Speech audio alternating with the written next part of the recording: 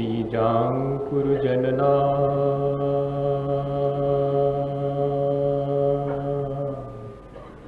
भवबीजाङ्कुरजनना रागाद्याक्षयमुपागता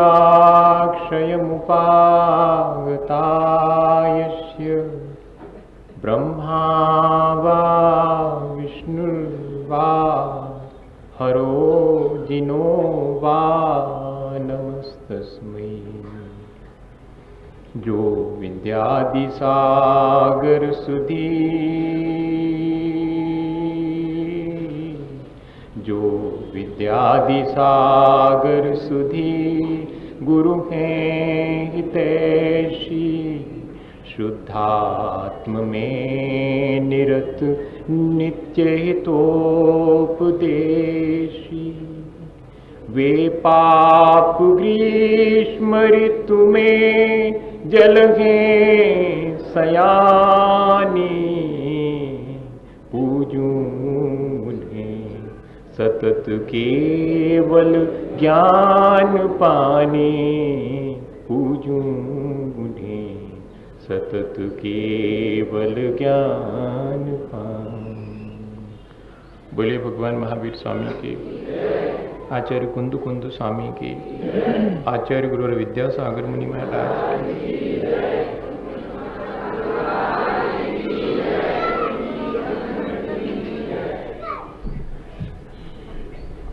हमेशा की तरह आज भी ये एक दिन हमारे पास है अपने आत्म कल्याण के लिए। हम आज भी कुछ सीखेंगे। बहुत पहले शायद मुझे याद है मैंने एक घटना आपसे कही थी। आज फिर से उस घटना को कहने का मन है।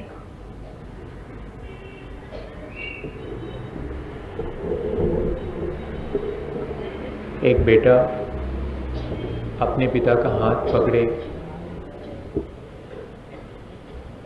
मेले देखने गया था और मेले में उसे बहुत अच्छा लगा। उसने बहुत सारी चीजें खरीदी जिनसे कि वो खेल सकता था।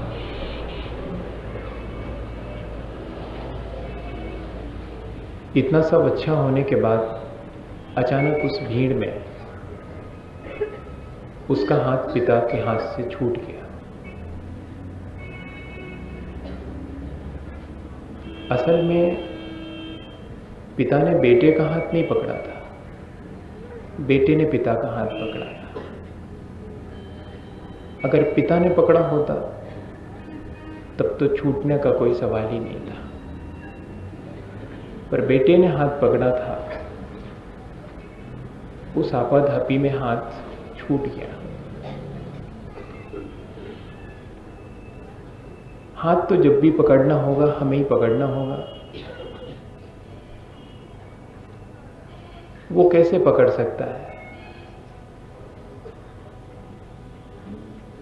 और हाथ छूट जाने के बाद मेला ज्यों का त्यों होते हुए भी उसे पीड़ादायक हो गया था। वो बेतहाशा यहां से वहां रोता, चीखता, चिल्लाता, ढूंढता था कि पिता कहाँ है। सारे खिलौने फेंक दिए थे उसने, सारी आधी खाई हुई मिठाइयां फेंक दी थी उसने, पर ऐसा हमारे साथ कभी नहीं हुआ। हमारा हाथ तो कई दिन से छूटा है, कई दिन से हमने छोड़ दिया है हाथ। अभी थोड़ा सा मन हुआ है कि फिर से थाम लें, और कोशिश भी कर रहे हैं कुछ लोग कि पकड़ में आ जाए, पर आता है और छूट जाता है। फिर उसी पीड़ा में गिर जाते हैं। आज एक बार फिर कोशिश करेंगे कि क्या महामंत्र नमोकार हमें हाथ थामने के बाद कुछ शांति दे पाता है। थोड़ी देर के लिए आज हम उसका हाथ थामेंगे, मंत्र एक अच्छा सलाहकार है, बशर्ते हम पवित्र मन के साथ उससे जुड़े, हमारी एक गहरी आत्मीयता उसके साथ हो, एक सिंपैथेटिक पार्टिसिपेशन हो, पूरी आस्था के साथ हम उससे जुड़े, उसकी विधि हमें मालूम हो और हम पर उस मंत्र की कृपा हो। मंत्र की कृपा, मंत्र जिससे ग्रहण किया जाता है उससे मिलती है। मंत्र कृपा करता है उन पर जो मंत्र पर कृपा करके उसे अपने साथ रखते हैं।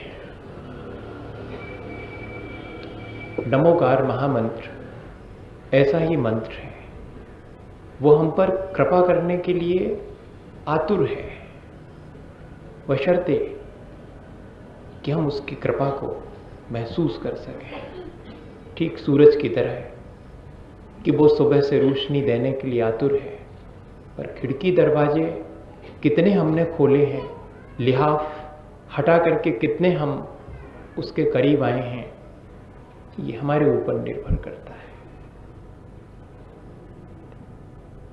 पिछले दिनों हम ये समझ चुके हैं कि हर मंत्र के साथ उसकी एक ध्वनि है, उसका एक लय है, रिदम है, उसका अपना शेप है, उसकी अपनी गंध है, उसका अपना कलर है, उसका अपना टच है, उसका अपना स्पर्श है। हर शब्द का अपना स्पर्श होता है, हर शब्द का अपना स्वाद होता है। मिठास भी शब्दों में है, कड़वापन भी शब्दों में है। शब्द बोलते समय हमारे शरीर का जो शेप चेंज हो जाता है, वही तो उस शब्द का शेप है। तभी तो शायद हमने बाहर बहुत सारी मुद्राएं बनाई हैं। उस मंत्र की कोई मुद्रा हमारे भीतर आ जाए और वो मंत्र और हमारी मुद्रा दोनों टैली कर जाएं, तो शायद मंत्र हमारे जीवन में प्रवेश कर जाएगा। हम पद्मासन लगाते हैं, हम खड्गासन लगाते हैं, हम सुखासन लगाते हैं, कितने तरह के आसन हैं। वे मुद्राएं हैं, वे मुद्राएं उस मंत्र की मुद्राएं हैं, वे मंत्र का शेप है, मंत्र की ध्वनि की मुद्राएं हैं, उसका अपना शेप है, मंत्र का अपना स्पर्श है। टकराते ही साथ वे शब्द हमें अच्छा फीलिंग भी देते हैं और हमें बुरी फीलिंग भी देते हैं। मंत्र का अपना रंग भी है। आज हम इस संदर्भ में नमोकार मंत्र, जिससे कि हमारा एक सिंपैथेटिक पार्टिसिपेशन बचपन से है, जिससे हम आत्मीय हुए हैं बहुत बचपन से हैं, उसमें देखेंगे कि क्या ये सारी चीजें संभव हैं। तो आप आश्चर्य करेंगे कि हमारे हाथ में विरासत में एक बहुत बड़ी चीज आ गई है। ये बात अलग है कि उसका उपयोग हम कितना कर पाते हैं, क्योंकि मंत्र के अपने अर्थ होते हैं, मंत्र का अपना मूल्य होता है, मंत्र का अपना प्रयोजन होता है। मंत्र के अर्थ वैसे अर्थ कुछ भी नहीं होते, लेकिन मंत्र पूरी तरह अर्थवान होता है। वैसे मंत्र का कोई मूल्य नहीं होता, क्योंकि उसे हम आंक नहीं सकते, पर मंत्र अमूल्य होता है। मंत्र का अपना प्रयोजन नहीं होता, पर हम पा लेते हैं, इसलिए मंत्र प्रयोजनभूत हो जाता है। हम इन सारी चीजों पर आज एक बहुत अच्छी स्वस्थ मानसिकता के साथ विचार करेंगे। आज हमने अगर उंगली अपने हाथ से इस मंत्र की थामी है, तो हम थोड़ी दूर चल करके और जो शांति मिलती है वो पाने की कोशिश करेंगे। इस मंत्र की ध्वनि अल्ट्रासोनिक न हो करके इंफ्रासोनिक है। ये बहुत बड़ी उपलब्धि है, आज विज्ञान ने इसे खोज लिया है। अल्ट्रासोनिक रेस हमें क्षति भी पहुंचा सकती है, लेकिन इंफ्रासोनिक रेस हमें सात्विक और शांत बनाती है। और इस मंत्र के साथ यही बहुत अच्छी चीज है कि इसकी आवृत्ति बहुत कम है। जितनी ज्यादा आवृत्ति होगी उतना अधिक विस्फोट उसके भीतर होगा। हालांकि शुरुआत में आवृत्ति बहुत होनी चाहिए ताकि हमारे भीतर जो कुछ भी अतिरिक्त है वो हमसे विस्फोटित होकर के पृथक गिर जाए, और जो हमारा अपना है वो हमारे पास शेष रह ही जाएगा, वो हट नहीं सकता। जो अतिरिक्त है वही हट सकता है इस विस्फोट के दौरान। तो जिसको अपन स्फोट कहते हैं, मंत्र की अपनी आवृत्ति का जो स्फोट है वो हम सब ने खो दिया है, क्योंकि मंत्र का उच्चारण भी हम ठीक ठीक नहीं कर पाते हैं। कभी नमो बोलिएगा और पूरे मन के साथ नमो बोलिए। नमो ना का उच्चारण मत करिएगा, ना है नमो। नमो में न, अ, म, ओ 4 शब्द हैं, और आप आश्चर्य करेंगे कि 2 आकाश, 1 वायु और 1 पृथ्वी। जैसे हमारा पूरा शरीर 5 भूत तत्वों से मिलकर के बना है, इस नमोकार में भी वे 5 तत्व विद्यमान हैं। न आकाश है, अ वायु है, म आकाश है, फिर ओ जमीन है। आप गौर करें, आकाश 2 हैं, 1 वायु 1 जमीन। जमीन हमें उठने के लिए बहुत जरूरी है, और आकाश की तरह 2 पंख चाहिए, और थोड़ा सा सांस लेने के लिए वायु चाहिए। नमो हमें 2 पंख दे रहा है, सांस के लिए वायु दे रहा है, जमीन दे रहा है। अब प्रयास हमें करना पड़ेगा कि नमो बोलते ही साथ हमारे पंख खुलें, हम सांस लें और उठ जाएं, जमीन को छोड़ दें। ऐसा है ये नमो। सिर्फ नमो, और एक दफे नहीं, इसलिए शायद हर एक वाक्य के साथ 5 दफे नमो लगा दिया है। और इस नमो की विशेषता है कि जैसे ही नमो शब्द का उच्चारण होता है, हमारा मन विगलित होते चले जाना चाहिए। हम बहुत छोटे होते चले जाएं, क्योंकि हम झुकते चले जा रहे हैं, क्योंकि हम किसी को प्रणाम कर रहे हैं, क्योंकि हम किसी के प्रति बहुत संवेदनशील हो रहे हैं। हम निरंतर अपने भीतर महसूस करेंगे कि हम डिवोट होते चले जा रहे हैं, समर्पित होते चले जा रहे हैं। नमो शब्द हमें बहुत छोटा कर देता है, बहुत छोटा, इतना छोटा जैसे कि बूंद और सागर। क्या एग्जिस्टेंस है उस बूंद की, पर बूंद बनना पड़ेगा सागर बनने के लिए, क्योंकि बूंद ही खो पाती है सागर में, और इसलिए वो सागर बन जाती है। कंकड़ नहीं खो पाता सागर में, खो जाने के बाद भी पड़ा रहता वहीं पर, बूंद की तरह है। नमो हमें बूंद बना देता है, और लोए समस्त का प्रतीक है, महत का प्रतीक है, बृहत का प्रतीक है, वो सागर का प्रतीक है। हमने एक बार रखा है, हम 5 दफे बूंद बने हैं, पर सागर तो एक ही होगा ना। इसलिए लोए शब्द जो कि महत का प्रतीक है, वो 1 रखा हुआ है, नमो 5 रखे हुए हैं। 5 दफे हम कोशिश करेंगे, शायद एक आध बार भी अगर हम बूंद की तरह हो पाए, तो सागर तो फैला ही हुआ है, वो हमें सागर बनाने के लिए तैयार ही है, और हम अपने को खो करके और सागर हो सकते हैं। नमो और लोए, ये 2 पद उस पूरे पंच नमस्कार पद में इतने अर्थवान हैं। इनके अर्थ कुछ भी नहीं है, लेकिन ये अर्थवान है। इनका मूल्य कुछ भी नहीं है, लेकिन ये बहुत अमूल्य है। इनका कोई प्रयोजन नहीं है, लेकिन ये हमें अपने से मिला देते हैं, इसलिए बहुत प्रयोजनपूर्ण है। और नमोकार हमें बहुत अच्छी सलाह देता है। और क्या इसका मूल्य है, हम आके उसका मूल्य। आपने कभी सोचा भी नहीं होगा कि हमारी 5 इंद्रियां और मन, जिनसे कि हम कई बार कोशिश करते हैं, जिनसे हम झगड़ा कर बैठते हैं। हाँ, लोग इंद्रियों से झगड़ा कर बैठते हैं। आंख फोड़ लेने से अगर हम आंख के दृश्यों से पार हो जाते तो शायद आंख फोड़ना भी सार्थक था। 5 इंद्रियों को एक दिशा देना इतना ही पर्याप्त है उनको जीतने के लिए। उनको डैमेज करने की आवश्यकता नहीं है, बल्कि उन्हें दिशा देने की आवश्यकता है। नमोकार के 5 पद हमारी 5 इंद्रियों को दिशा देते हैं। आप आश्चर्य करेंगे, मैंने भी जब इस चीज को पढ़ा और जब सोचा और जब जीने की कोशिश की तो क्षण भर को लगा कि ये चीज इसके भीतर है और हम निरंतर उस चीज को मिस करते चले जा रहे हैं। नमो अरिहंताणम हमारे अंदर एक स्पर्श इंद्रिय है।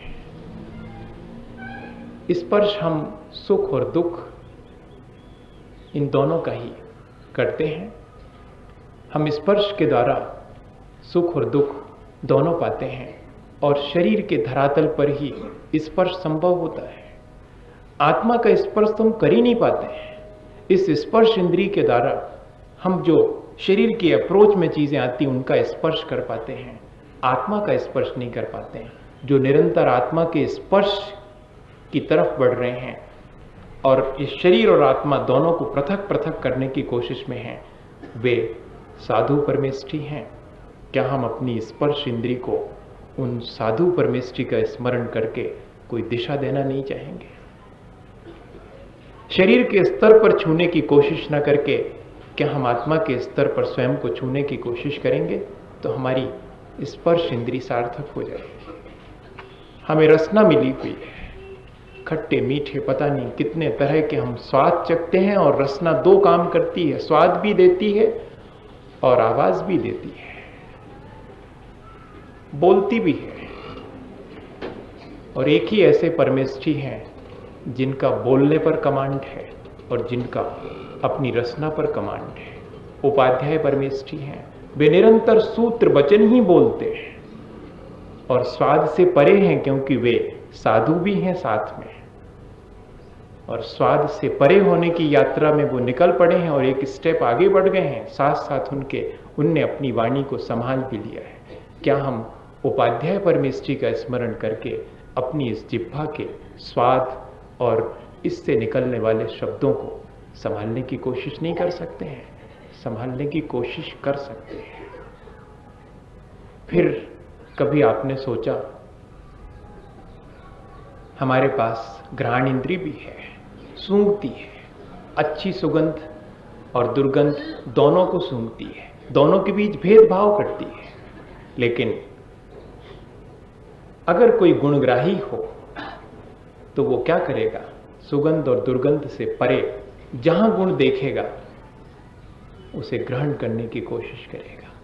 जो उसकी शरण में आ जाएगा उसके प्रति समान भाव रख करके उसे शरण देगा। ऐसे आचार्य परमेष्ठी तो हैं ही जो कि हमें भेदभाव से परे होकर के जो भी शरण में आता है, गरीब आया है, अमीर आया है, कम गुण वाला आया है, ज्यादा गुण वाला आया है, जो आया है, जिसने शरण चाहिए है, समान भाव से उसे शरण देते हैं वे और रास्ता देते हैं। ऐसे आचार्य परमेष्ठी का स्मरण करके क्या हम अपनी इस घ्राण इंद्रिय को कोई दिशा नहीं दे सकते हैं? दे सकते हैं। आंख हमें देखने की मिली है, रूप देखने के लिए मिली है, लेकिन देख देख कर थक गए हैं। कभी तो नहीं देख पाए अपना वास्तविक रूप। असल में वो अरूपी है ना। ये आंख तो सिर्फ साकार को देख पाती है और देखने के लिए चाहिए मुझे निराकार को कोई आंख। तो क्या हम आंख को ऐसी दिशा नहीं दे सकते जो निराकार सिद्ध भगवान का स्मरण करके क्या हम इस आंख से किसी निराकार को देखने की सलाह नहीं ले सकते हैं? ले सकते हैं। इस आंख को सलाह हमें सिद्ध भगवान देते हैं कि देख चुके रूप दुनिया का सब, खुली आंख से देख लो इस दुनिया का रूप, लेकिन इससे परे है जो तुम्हारा अपना रूप है, जो तुम्हारा अपना आकार है, वो इससे परे है। और ये कान सुनना चाहते हैं अपनी प्रशंसा और सुनना चाहते हैं दूसरे की निंदा। इन कानों को सलाह देने के लिए अरहंत परमेष्ठी की दिव्य ध्वनि निरंतर प्रभामान है। आज भी विदेह क्षेत्र के भीतर 24 तीर्थंकर की दिव्य ध्वनि प्रभामान है। क्या हम इन कानों से उस ध्वनि को यहीं से बैठ करके थोड़ा सा कंसंट्रेट होकर के सुनने की कोई कोशिश नहीं करेंगे? अगर हम सुनने की उस दिव्य ध्वनि को कोशिश करते हैं, 3 संध्याओं में भी कोशिश करते हैं, शांत बैठ करके कोशिश करते हैं, तो नमो अरहंताणम आज भी हमारे कानों में वो ध्वनि दे सकता है ताकि हम इस निंदा और प्रशंसा की ध्वनि से पार हो करके और अपनी दिव्य ध्वनि को सुन सकें। क्या नमोकार इस तरह हमारी पांचों इंद्रियों को दिशा दे सकता है? देता ही है। अगर जो व्यक्ति लेने की कोशिश करे उसे दिशा देता ही है। मंत्र, सुमरन, तल्लीनता और धुन, इन तीनों पर सधा हुआ है। क्या कभी सुमरन किया मंत्र का? एक गहरी स्मृति, मंत्र की बहुत गहरी स्मृति का नाम सुमरन है। मैं आता हूं, जाता हूं, खाता हूं, पीता हूं, सोता हूं, जागता हूं, उठता हूं, बैठता हूं, जो भी करता हूं, मेरे मन से नमोकार नहीं जाता। ये सुमरन, एक गहरी स्मृति, भुलाया ही नहीं जाता। हमें आपको बहुत याद करना पड़ा, इसका मतलब आपने भुला दिया था, तब तो आपको अलग से याद करना पड़ा। हम भुला ही नहीं पाए, इसलिए हमें कहने नहीं पड़ता कि मुझे याद करना पड़ता है नमोकार, मेरे से भूलते ही नहीं है नमोकार। इतना गहरा सुमरन है। सोते समय भी नमोकार भूलता नहीं है। अगर हम आचार्य भगवंतों की इस वाणी को आज की भाषा में चेंज कर लें, सुमरन कह रहे हैं, और धबला में वीरसेन स्वामी लिख रहे हैं कि भोयण सोयण पयाण पच्चयाण, चाहे जिस स्थिति में हो, खाते पीते आते जाते सोते उठते बैठते जागते, जो व्यक्ति पंच नमस्कार का स्मरण करता है वो असंख्यात गुणी कर्मों की निर्जरा करता है और संसार से पार होने की प्रक्रिया को अपना लेता है। ये सुमरन निरंतर बना रहे, इतना ही पर्याप्त है। इस नमोकार मंत्र के साथ मैं सिर्फ नमोकार की बात कर रहा हूं, क्योंकि मैंने पहले कह दिया है कि हम जिस मंत्र के साथ हमारा सिंपैथेटिक पार्टिसिपेशन है उस मंत्र की बात करेंगे। कुछ लोगों को हो सकता है एक और मंत्र फेमस है, ओम भुवर्भुव स्वाहा सवितुर्वरेण्यः भर्गो देवस्य धीमहि यो न प्रचोदयात्। वे भगवान ऋषभदेव जो युग के आदि में भुवर्भुव स्वाहा, ऊर्ध्व मध्य अधोलोक, इन सब के स्वामी होकर सवितुः वरेण्यः, सूर्य के समान श्रेष्ठ होकर हमारे मोक्ष मार्ग में हमारी बुद्धि को प्रवृत्त करने के लिए उत्पन्न हुए थे, उन्हें प्रणाम करता हूँ। अगर ऐसे गायत्री मंत्र का भी आप किसी से सिंपैथेटिक पार्टिसिपेशन हो तो आप उसका भी उपयोग कर सकते हैं, लेकिन उसकी चर्चा मैं अभी नहीं कर रहा हूँ। मंत्र आपका जिससे आपकी आत्मीयता हो वो आवश्यक है। नमोकार महामंत्र का सुमरन अगर आप निरंतर करते हैं तो पहली चीज कि आप उसको अपने जीवन में पूरी तरह जज्ब कर लें, और उसके बाद फिर आपकी एकाग्रता और तल्लीनता बहुत आवश्यक है, और वो सधी जाती है। जिस व्यक्ति के भीतर जितने गहरे में मंत्र उतर जाता है, शब्दों तक सीमित नहीं रहता है, जो भीतर उतर जाता है। एक बार जोर से शब्द का उच्चारण करें नमोकार का, उसके बाद उस ध्वनि को वहीं रहने दें और सिर्फ होठों में उस मंत्र को उच्चारण करें। वो अब होठों में आ गई है वो ध्वनि, और उसे होठों से भी भीतर मन में भेज दें। रोज अगर ऐसी प्रक्रिया करें, जोर से बोलें, होठों में समाएं और भीतर डाल दें, आप पाएंगे कि इस तरह अनकॉन्शियस में वो मंत्र निरंतर गिरता चला जा रहा है। और जैसे ही मंत्र, कोई भी मंत्र, विशेष रूप से नमोकार मंत्र, अगर कभी एक बार अनकॉन्शियस में गिर गया तो मानिएगा फिर सुमरन शुरू होगा, और उसके बाद ही तल्लीनता आनी शुरू होगी। तल्लीनता के बारे में आपसे क्या कहूँ? स्टूडेंट्स मेरे से पूछते हैं तल्लीनता बता दीजिएगा। तल्लीनता पर आप कोई एक क्लास ले लीजिए। काश ऐसा हो सकता, काश कोई कंडीशनल मेडिटेशन हो सकता। मेडिटेशन जब भी होगा अनकंडीशनल होगा। आज जितने मेडिटेशंस हैं कि प्रोसीजर्स हैं, सब इतनी कंडीशनड हो गई हैं।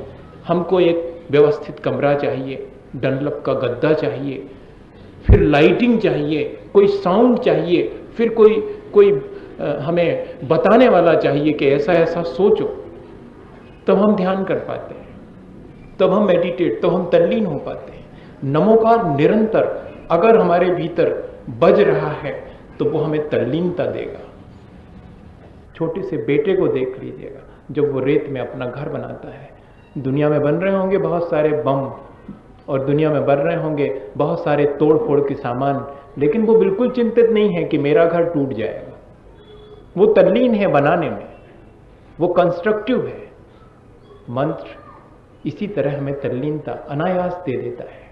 एक बार 3 मित्र गए थे पहाड़ पर घूमने के लिए। मैं आपसे तल्लीनता की बात कर रहा हूं, फील करवा सकता हूं तल्लीनता, बता नहीं सकता।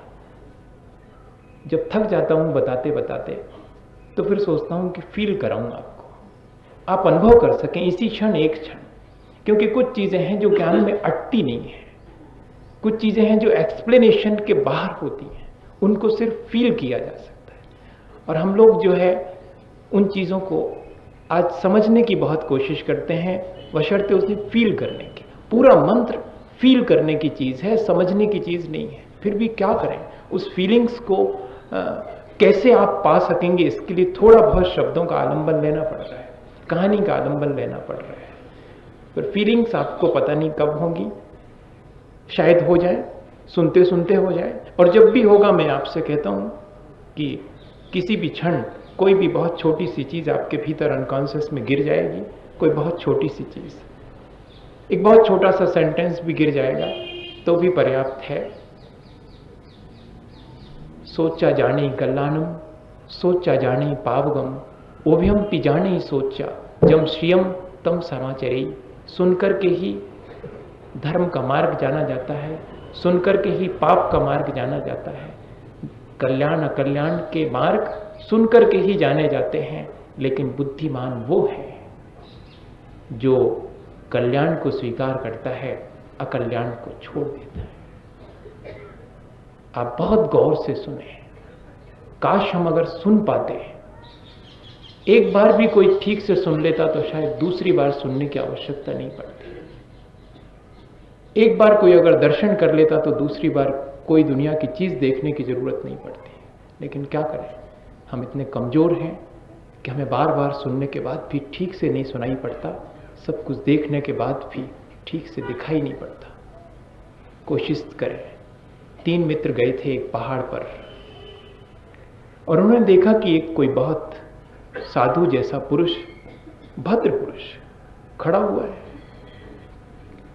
पहले वाले ने कहा कि इस निर्जन पहाड़ पर वो जरूर किसी को खोजने आया होगा।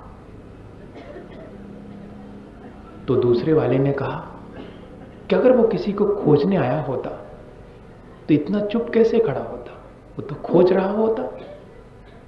नहीं, ये खोजने नहीं आया, किसी की प्रतीक्षा में खड़ा हुआ है। तीसरे वाले ने थोड़ा और सोच के कहा कि अगर ये किसी की प्रतीक्षा करता होता तो पीछे मुड़कर देखता, दाएं बाएं थोड़ा आंख उठा के देखता। ये किसी की प्रतीक्षा नहीं कर रहा है, ये तो एकदम शांत खड़ा हुआ है। मुझे लगता है ये किसी को याद कर रहा होगा, यहां निर्जन में अकेले आकर के किसी का स्मरण कर रहा होगा। तीनों बहुत मुश्किल में पड़े, किसी डिसीजन पर नहीं पहुंच पाए कि वो कर क्या रहा है। जाकर के पहले वाले ने उस साधु से कहा कि लगता है आप किसी को खोज रहे हैं। उस साधु ने मुस्कुरा करके कहा कि जो मेरा है वो मेरे पास है, उसे खोने का मुझे डर ही नहीं है, और जब वो खोएगा नहीं तो मुझे खोजने की जरूरत क्या है, मैं कुछ नहीं खोज रहा हूं। तो दूसरे ने कहा कि देखा ये खोज नहीं रहा है, तो साधु जी जरूर आप किसी की प्रतीक्षा कर रहे होंगे।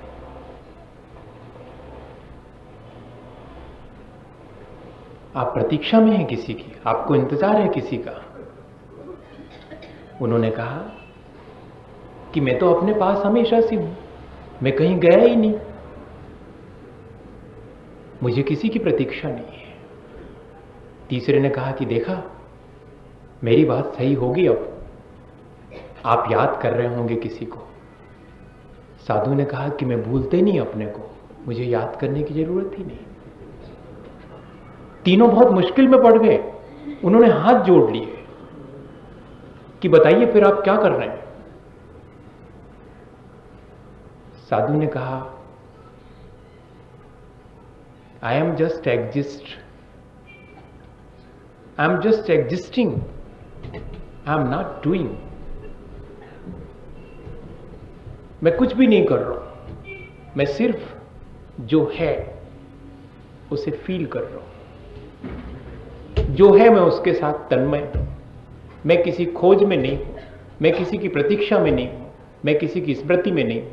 मैं जो हूं, मैं अपनी एग्जिस्टेंस को फील कर रहा हूं। नमोकार करते समय अगर हम इतने तल्लीन हो जाएं तो हम अपनी एग्जिस्टेंस को फील करेंगे। उन क्षणों में हम कुछ भी नहीं होंगे, उन क्षणों में, और कुछ भी नहीं होकर के शायद हम सब कुछ हो जाएंगे। और तीसरी चीज, जैसे ही तल्लीनता आती है वैसे ही धुन शब्द है, मगन हो गए। इनको तो इस काम की धुन लग गई है, ऐसा कहने में आ जाता है। ऐसी ही कभी क्या मंत्र को पढ़ने की धुन आपको लगी? आप तल्लीन ही नहीं हुए, इसलिए आपको धुन कैसे लगेगी? धुन लग जाने के बाद जितनी भी उस मंत्र के अलावा चीजें हैं वे विस्मृत होना शुरू हो जाती हैं, वे अपने आप हटना शुरू हो जाती हैं। आप आश्चर्य करेंगे, बहुत प्रैक्टिकेबल चीज है, आप करके देखिएगा। आप एक बार उस मंत्र को अपने भीतर डालिए, उस मंत्र के साथ तल्लीन होइए और फिर देखिएगा कि कैसे वो मंत्र आपको बाकी सब चीजों से पृथक कर लेता है। ऐसे जैसे कि आप मुश्किल में पड़ जाएंगे कि आप उस तरफ जाना चाहेंगे तो वो मंत्र आपको इनकार कर देगा, उस तरफ जा ही नहीं सकते। ऐसी ये तीन चीजें इस मंत्र के भीतर समाई हैं। ये तो सिर्फ ध्वनि है, उसका आकार है, कोई संदेश है। क्या इस मंत्र का कोई रंग है? इस मंत्र के रंग भी हैं। जो लोग बहुत गौर से इस मंत्र का ध्यान करते हैं, क्योंकि कुल रंग 5 ही हैं और वे पांचों रंग इस नमोकार में होना चाहिए। जितनी गंध है वो सारी गंध इसमें होनी चाहिए, जितने वर्ण हो सकते हैं वो सब इसमें होना चाहिए, जितने स्पर्श हो सकते वो सब, क्योंकि ये शब्द हैं। ये पौद्गलिक होकर के भी अगर चेतना के द्वारा समन्वित होते हैं तब शब्द बनते हैं। और इसमें ये चारों गुण होना चाहिए। इसका अपना रंग है। आपने रात चांदनी देखी होगी आकाश में, काली रात में बैकग्राउंड है काली रात का और चांदनी है। कितनी स्वच्छ है, कितनी पवित्र है, कितनी निर्मल है। ये जो चांदनी का रंग है, कभी कोई ध्यान करे और अरहंताणम का ध्यान करे, नमो अरहंताणम का, तो ठीक ऐसी ही पवित्रता, ऐसी ही चांदनी और ऐसी ही निर्मलता आपके भीतर शुरू होगी। यात्रा यहीं से शुरू होती है, या कि ये कहें कि यात्रा यहीं तक होती है। यहीं से शुरू होती है और यहीं तक होती है। क्या करें, ये यात्रा ही ऐसी है, यहीं से शुरू होती, यहीं खत्म होती। कहीं और से शुरू होकर कहीं और खत्म होती तो आज तक तो हो चुकी होती।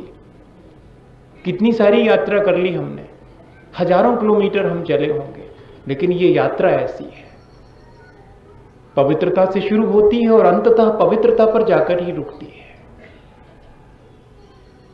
और फिर देखा होगा सुबह उगता हुआ सूरज रात के जाने के बाद कितना उत्साह और कितनी उमंग भरता है हमारे भीतर। कैसा है उसका रंग? हल्का सा रेडिश येलोइश मिक्सअप है उसके भीतर।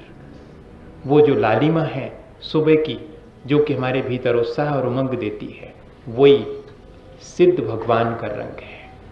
और दोपहर का सूरज जब पूरे ताप पर है तब जो लाइट येलो कलर है, वही ध्यान करने वाले लोगों का कहना है कि वो नमो आयरी आनम का रंग है। और सूरज डूब गया है लेकिन अभी रोशनी है, आकाश एकदम साफ है और एकदम नीला है, हमें शांति दे रहा है, प्रशम दे रहा है। वो उपाध्याय का रंग है, नमो वज्रायानम, नीले आकाश की तरह। हमारे भीतर भी ऐसा नीला आकाश खुल जाए और उसके बाद गिरती है रात। वो साधु का रंग है, ब्लैकिश, जिसमें कि सारे रंग जज्ब हो गए हैं, जिसमें सारे रंग समा गए हैं, सारी रंगीनियां खो गई हैं। वही तो साधु है। लेकिन कस्तूरी भी काली होती है, सुगंध बहुत है उसमें, कालेपन के बाद भी रेजिस्टेंस बहुत है उसके भीतर। काला रंग रेजिस्टेंस देता है, प्रतिरोधक क्षमता देता है।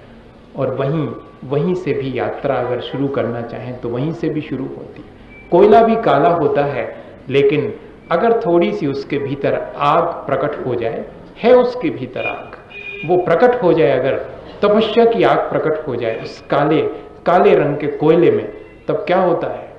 पहले नीली फ्लेम, फिर येलोइश फ्लेम, फिर रेडिश फ्लेम, और फिर लास्ट में पूरा कोयला जल करके ऐश, वाइट। काले से सफेद तक की यात्रा, या कि रात से चांदनी से शुरू होकर के पूरा दिन और पूरी रात नमोकार के साथ गुजरी है। अगर ऐसी ही हमारी सारी दिन रातें नमोकार के साथ, उसके बदलते हुए रंगों के साथ, उसके बदलते हुए आकार के साथ, उसकी बदलती हुई गंध के साथ, अगर इस तरह हमारा पूरा दिन और रात गुजरता है, तो मानिए हमारा प्रयोजन सिद्ध हो गया।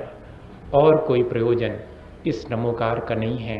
एक ही प्रयोजन है कि दिन रात ठीक ठीक बीत सकें, कि हम अपने भीतर उस परम सत्ता का, जो कि हमारी अपनी है, उसका एहसास करें, अरहंतों का स्मरण कर सकें, अपनी सिद्धत्व दशा का स्मरण कर सकें, अपने भीतर किसी साधुत्व को प्रकट कर सकें, उपाध्याय और आचार्य को अपने भीतर ही प्रकट होते देख सकें।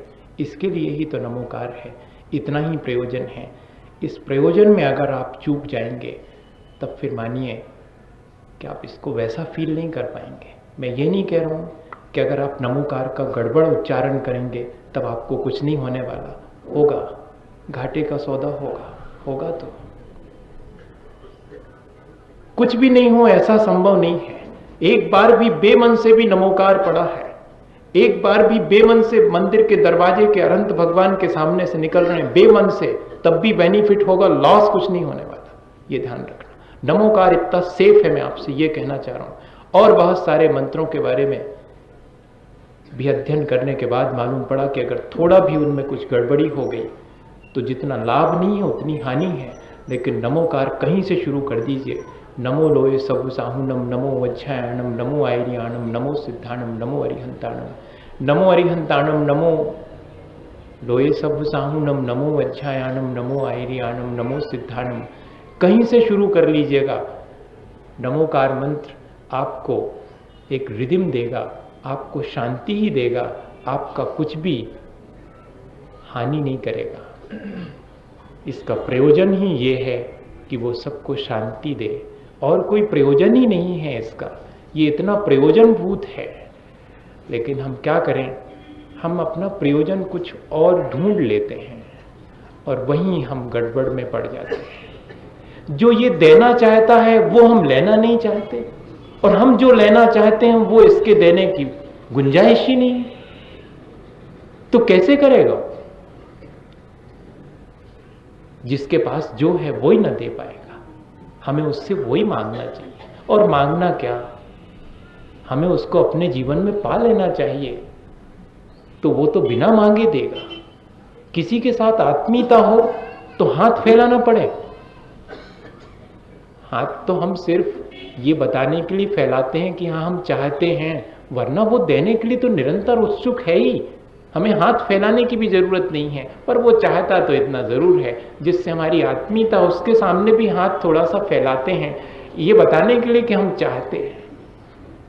पर क्या चाहते हैं? जो वो दे सकता है वो ही चाहा जाए। एक बेटा पैदा हुआ था बुढ़ापे में एक व्यक्ति के यहाँ पर। आखिरी बात कह रहा हूं आज के लिए, और फिर हम नमोकार को फील करने के लिए पूरा मन बनाएंगे, क्योंकि हमें प्रयोजन पता लग जाना चाहिए कि ये नमोकार हमें क्या देना चाहता है, क्या प्रयोजन है इसका नमोकार मंत्र का, क्यों एग्जिस्ट करता है ये अनादि काल से और अनंत काल तक, क्यों एग्जिस्ट करता रहेगा, किस प्रयोजन से, आखिर पर्पस क्या है इस नमोकार के होने का। अगर ये समझ में आ जाए कि इस नमोकार के होने का क्या अर्थ है, तो अपने होने का अर्थ समझ में आ जाएगा और अपना प्रयोजन समझ में आ जाएगा। बहुत मुश्किल के बाद, बहुत तपस्या, जप तप साधना के बाद उस व्यक्ति के एक बेटा पैदा हुआ था बुढ़ापे में, लेकिन आंख नहीं थी उसके, अंधा पैदा हुआ था। देखो तो, इतनी जप तप और साधना के बाद बुढ़ापे में पैदा हुआ, और वो भी अंधा पैदा हुआ।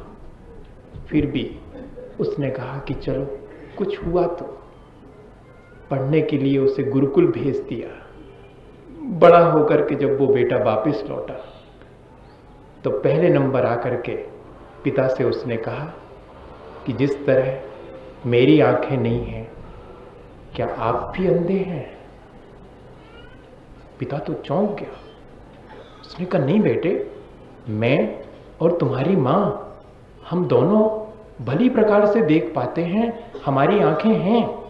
हमने बहुत जप तप करके क्या करें, भगवान से मांगा और हमने तुम्हें पाया, बहुत मुश्किल से पाया, लेकिन अंधे तुम हुए हो, हम सब तो रोशनी वाले हैं। उसने कहा पिता, काश आप भी अंधे ना होते तो मैं अंधा पैदा नहीं होता। आपके अंधेपन की वजह से मैं अंधा पैदा हुआ। इससे बड़ा अंधापन क्या हो सकता है कि जब तब साधना के द्वारा आपने मुझे चाहा, जिससे परमात्मा मिल सकता था, आपने मुझे पाकर के उस मंत्र तंत्र जप को सबको नष्ट कर दिया। बस इतना ही मुझे कहना है। जिस मंत्र तंत्र और साधना के द्वारा हमें अपनी भगवत्ता प्राप्त हो सकती है, कहीं चूक नहीं जाना कि दुनिया की छोटी छोटी सी चीजें मांग करके संतुष्ट नहीं हो जाना। अगर इस नमोकार के द्वारा हम अपने भगवत्ता को पाने के लिए प्रयत्नशील होंगे तो ये हमारे भीतर छुपी हुई भगवत्ता को भी प्रकट कर सकता है। मैं छोड़ता हूँ आज बाहर की सारी आकांक्षाएं, मैं छोड़ता हूँ दुनिया के सारे प्रयोजन और लगाता हूँ अपने जीवन को दांव पर। नमोकार मेरे भीतर प्रकट होकर अपने प्रयोजन को मेरे भीतर जरूर सिद्ध करेगा, जरूर प्रकट करेगा। इतने आत्मविश्वास के साथ आज आप नमोकार पढ़ेंगे कि ये नमोकार मेरे भीतर जाते ही मेरी भगवत्ता को प्रकट किए बिना नहीं रहेगा। भले ही एक सेकंड के लिए करें, भले ही एक क्षण के लिए, एक पल के लिए करें, लेकिन आज इसके द्वारा जो प्रयोजन सिद्ध होना चाहिए वो प्रयोजन मुझे फील हो जाए कि हाँ, यही प्रयोजन वास्तव में नमोकार का है। आज ऐसी पवित्र भावना के साथ हम सब नमोकार।